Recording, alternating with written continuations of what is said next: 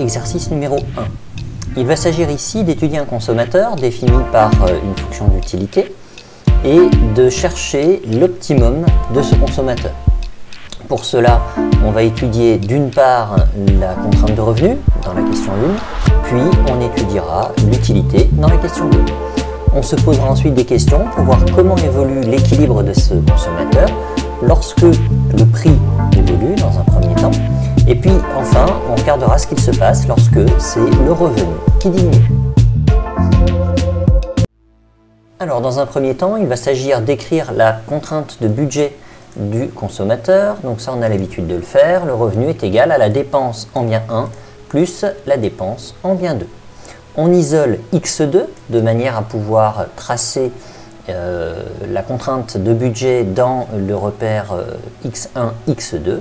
Et donc on obtient moins P1 sur P2 x1 plus R sur P2. On peut remplacer les valeurs de l'énoncé, puisque l'énoncé nous donne la valeur de P1, de P2 et du revenu. Et donc on obtient x2 qui est égal à moins 3/4 de x1 plus 5. Pour la deuxième question, il va s'agir d'identifier les consommations, les quantités consommées à l'équilibre par ce consommateur.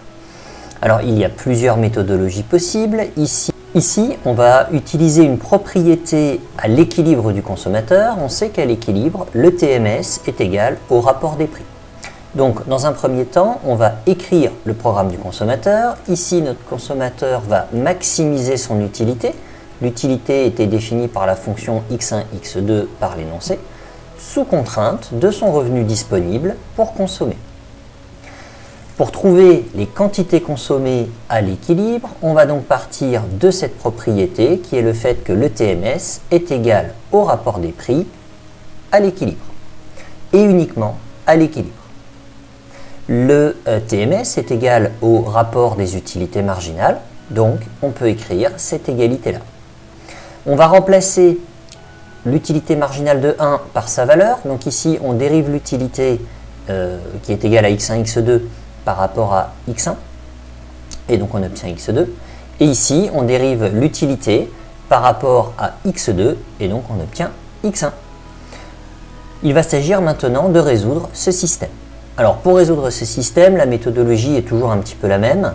On va isoler soit x2, soit x1, et ensuite, dans la première équation, et ensuite on va remplacer la valeur obtenue dans la seconde. Donc ici, j'isole x2, donc x2 est égal à x1p1 sur p2, et je réécris cette valeur à la place du x2 qui était ici. Donc on va réinjecter ce résultat ici dans la deuxième équation. Alors on a les p2 ici qui vont se simplifier, donc ça nous donne le revenu qui est égal à x1p1 plus x1p1, c'est-à-dire le revenu qui est égal à 2 x1p1. On va pouvoir maintenant isoler x1. On se rappelle que ce qu'on recherche dans ce travail, c'est la valeur de x1 et la valeur de x2, et qui va être exprimée en fonction du revenu et en fonction des prix. Donc ici, en transformant cette équation, on a bien isolé x1 qui est égal à R sur 2P1. Donc ici, on obtient bien la quantité consommée de bien x1 à l'équilibre, qui va être déterminée, qui va être calculée en fonction du revenu et du prix du bien 1.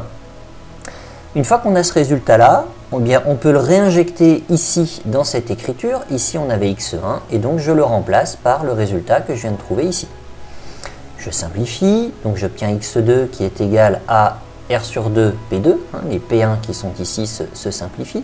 Et donc ça nous fait x2 qui est égal à R sur 2 P2. Même constat, on a obtenu la valeur de x2 en fonction du revenu et des prix, ici du prix du bien 2. Ce sont ici nos fonctions de demande marshallienne. On peut aller un petit peu plus loin. Dans l'exercice, on nous a donné la valeur du revenu et la valeur de chacun des deux prix. Donc on peut maintenant calculer les quantités qui vont être demandées et consommées par ce consommateur-là à l'équilibre, à l'optimum. Eh bien, si le prix du bien 1 est égal à 3, le prix du bien 2 est égal à 4 et le revenu est égal à 20, à ce moment-là, on obtiendra une quantité x1 qui est égale à 10 tiers et une quantité x2 qui est égale à 5 demi.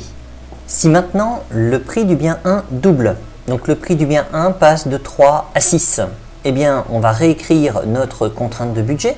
Donc cette fois-ci on aura 6 quarts, donc 3 demi ici, alors avec le signe moins devant pour avoir le coefficient directeur complet, plus 5 puisque là le revenu était divisé par P2 et donc cela ne change pas ce membre-là de l'écriture.